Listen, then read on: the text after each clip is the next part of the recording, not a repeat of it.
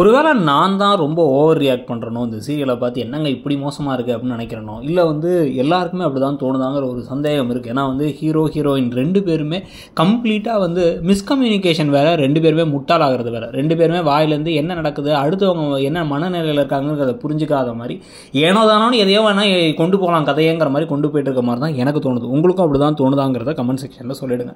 So இப்போ பார்த்தீங்க அப்படின்னா விஜயும் காவேரியும் 2 பேரும் மட்டியானதுனால விஜய் தன்னுடைய காதலை எவ்வளோ வெளிப்படுத்த வேண்டிய தருணங்களில் கரெக்டாக வெளிப்படுத்தல. சர்ப்ரைஸ் பண்ணுறேன்னு சர்ப்ரைஸே பிடிச்சி தொங்கிட்டு இருக்காரு தவிர அவருடைய வாழ்க்கையில் இவருக்கு இவ்வளோ தூரம் படித்து இல்லை இவ்வளோ தூரம் மனுஷங்களை புரிஞ்சுக்கிற ஆளாக இருந்து காவேரி கண்ணு முன்னாடி குழப்பத்தில் அழுதுகிட்டு இருக்காங்கிறத புரியல அப்படிங்கிறதுலாம் ஒரு கிறுக்குத்தனமான விஷயம்.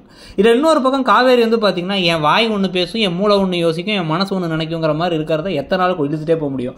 பேசும்போதெல்லாம் சும்மா கோவப்படுறது, கத்துறது, அவ்வளோதானே அவதானே உங்களுக்கு முக்கியா அப்படின்னு கேட்கறதெல்லாம் ரொம்ப முட்டாள்தனமாக இருக்குது. நீங்கள் தான் அவரை கூட்டு வந்தீங்க, அவர் அதுக்காக வருத்தப்படுறாரு, உங்களோட மன்னிப்பு கேட்குறாரு. அப்போ சரின்னு சொல்லிட்டு ஓப்பனாக அவங்க மனசில் இல்லைங்க எனக்கு இருந்தாலும் என் மனசு கேட்கல, நான் தான் கூட்டம் தான், எனக்கு மனசு கொஞ்சம் கஷ்டமாக இருக்குன்னு சொல்லணும். இவ்வளோ ஈகோ வச்சுட்டு நீங்களாம் கல்யாணம் பண்ணி என்ன செய்ய போகிறீங்க? உங்களுக்கு நம்பிக்கையும் இல்லை ஒருத்தருக்கு மேலே ஒருத்தர், அப்புறம் கல்யாணம் பண்ணி என்ன செய்ய போகிறீங்கன்னு பல கேள்விகள் நமக்கு இருக்குன்னு வச்சுக்கோங்க.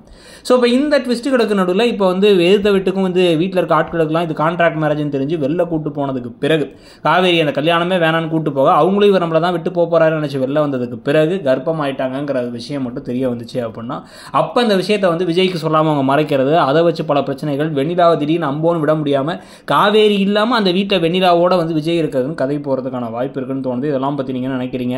இந்த கர்ப்பமாக இருப்பாங்க காவேரிங்கிறத பற்றி உங்கள் கருத்து என்னங்கிறத சொல்லுங்கள். அப்படியே கீழே இருக்க அந்த ஷாப்பிங் பேக் ஐக்கானை கிளிக் பண்ணியோ டிஸ்கிரிப்ஷன்லையும் மிந்த்ரா அண்ட் ஃப்ளிப்கார்ட்டில் இருக்கக்கூடிய சூப்பரான பல ஆஃபர்ஸ் பாருங்கள்.